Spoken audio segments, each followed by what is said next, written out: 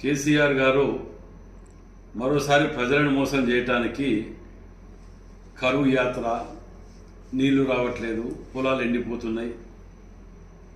గతంలో కాంగ్రెస్ హయాంలో సంచుల కాడికెళ్ళి సబ్సిడీ ఇచ్చిన ప్రభుత్వం మాది. ఏ రోజు ఎండిపోయినా పంటల కాడికి పోయి చూసిన దాఖలు లేవు. ఇది 10 ఏళ్లల్లా. అట్లాంటిది ఇవాళ జనగాం జిల్లా పాలకుర్తికి రావాల్సి వస్తుంది.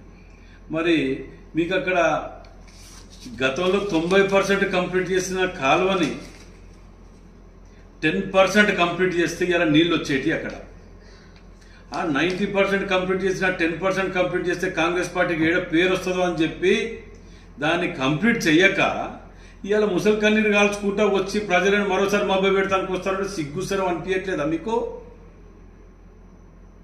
వర్షాలు వల్ల నీళ్లు లేవు.